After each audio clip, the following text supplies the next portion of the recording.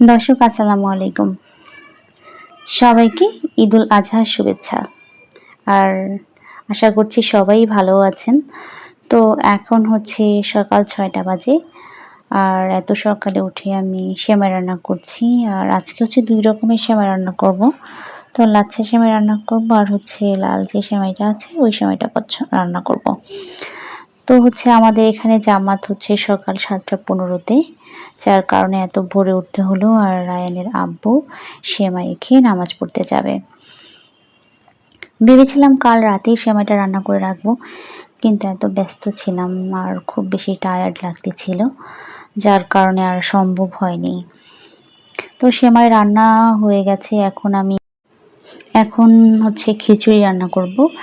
আর খিচুড়ি রান্না করার জন্য চাল আর ডাল একসাথে আমি নিয়েছি। আর আজকের খিচুড়িটা আমি চিনি গুঁড়া চাল দিয়ে রান্না করব। কারণ আমাদের বাসার সবাই চিনি গুঁড়া চালের ভুনা খিচুড়িটা খুবই পছন্দ করে। তো চাল আর ডাল একসাথে ধুয়ে আমি পানিটা একটু ঝরতে দিলাম। আর এর মধ্যে হচ্ছে খিচুড়িটা রান্না উঠাই দিছি। আর হচ্ছে আজকে খিচুড়িতে আমি ডালের পরিমাণ একটু বেশি দিয়েছি। আবার একটু উপর দিয়ে ডাল দিয়েছিলাম কারণ আমার কাছে মনে হয়েছিল যে ডালের পরিমাণটা একটু কম হয়ে গেছে। তাই সামান্য কিছু ডাল উপর দিয়ে দিয়েছিলাম। আর হচ্ছে ঈদের দিন সকালে সবাই নামাজ পড়ে এসে এই ভুনা খিচুড়িটা খাবে। আর হচ্ছে ভুনা খিচুড়ি আমারও খুবই পছন্দ। তাই সবার পছন্দ আমার পছন্দ বিধায় ভুনা খিচুড়িটা রান্না করলাম। আর রায়ানের বাবা ওর জন্য একটা ঈদের ড্রেস নিয়ে আসছে। যেহেতু একটু রান্নাবান্না সকালেরটা শেষ হয়েছে তাই ওকে একটু জামাটা পরাবো। তবে আমার কাছে মনে হচ্ছে যে ড্রেসটা বোধহয় একটু ছোট হয়ে যাবে। তারপরেও পরাই দেখি। ড্রেস পরানোর পরে ও খুব বিরক্ত হচ্ছিল।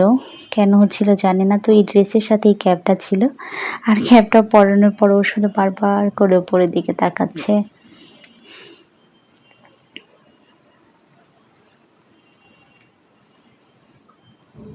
আর একটু কান্নাও করছে আবার হাসছে।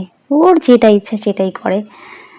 তো এবার হচ্ছে দুপুরে রান্নার জন্য সবকিছু রেডি করে নিব। প্রথমত একটু পোলাও রান্না করব। আর পোলাও রান্না করার জন্য চালগুলি ভালো করে ধুয়ে আমি পানিটা একটু ছড়িয়ে নিব। আর রান্নাবান্নার কাজ একটু আগেই করে নিব। কারণ হচ্ছে একটু পরে আবার মাংসগুলি ঠিকঠাক করতে হবে। অনেক বেশি ঝামেলা হবে আর পরবর্তীতে রান্না ঝামেলা থাকলে আরও বেশি টেনশন হবে। যার কারণে রান্নাবান্নাগুলো আমি সকালের দিকেই কমপ্লিট করে রাখতে চাচ্ছি। তো কতটুকু পারবো জানি না। চেষ্টা করে দেখি। তো পোলাওটাও রান্না করে নিলাম। মোটামুটি রান্না প্রায় শেষের দিকে পোলাওটা। আর এর মধ্যে আমি ভাতও উঠাই দিছি। ইলেকট্রিক চুলায় ভাত হতে থাক আর আমি এদিকে পোলাওটাও রান্না করে নিলাম। আর গরুর মাংস অলরেডি পাঠাই দিছে। এখনও কাটাকাটি চলাকালীন সময় কিছু মাংস পাঠাই দিছে আগে রান্না করার জন্য। তো আজকের মাংসটা আমি হচ্ছে প্রেসার কুকারে রান্না করব।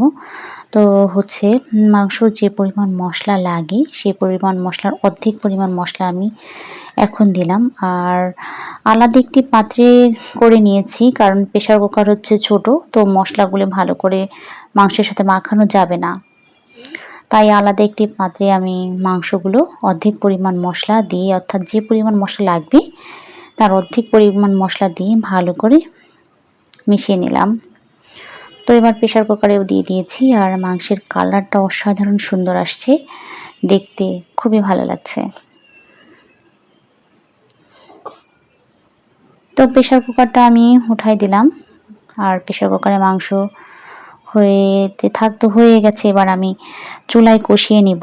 আর এইভাবে মাংস রান্না করলে কিন্তু অনেক বেশি টেস্ট হয়। অর্থাৎ বোঝাই যায় না যে আপনি প্রেসার কুকারে রান্না করেছেন। তো কত সুন্দর হয়েছে দেখতে। আপনারা একটু দেখুন যে মাংসটা কতটা লোভনীয় হয়েছে। তো ইতিমধ্যে এখান থেকে বেশ কয়েক টুকরা উঠিয়ে সবাই খাইছে। আর যার কারণে এমন লাগছে দেখতে। তো এখন হচ্ছে ভুঁড়িটা পরিষ্কার করে দিয়ে গেছে আমাদের যে কাজের লোক আছে সে।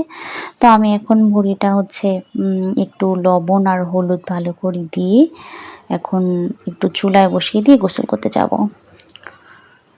তো গোসল করে চলে আসছি আরও অনেক আগে। এখন হচ্ছে সন্ধ্যা হয়ে গেছে প্রায় রাত 8টা 8:30টার মতো বাজে। তো এখন আবার রায়হানকে জামাটা পরালাম। তখন কিন্তু বেশি সময় আসলে পরায় রাখতে পারি নাই। তো এখন একটু পরালাম, একটু বেশি ছবি-টবি তুলবো এজন্য। তো হচ্ছে প্রচণ্ড গরম ছিল, গরমের ভিতর ও অনেক বিরক্ত হচ্ছিল। আর এইজন্য ক্যাপটাও পরাইনি এখন।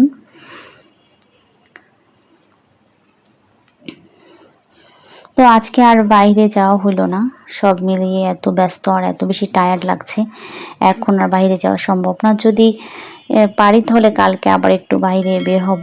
আর হচ্ছে তো দর্শক আজকে এই পর্যন্তই। সবাই ভালো থাকবেন। সবাইকে ঈদুল আজহার শুভেচ্ছা রইল। সবাই ভালো থাকবেন।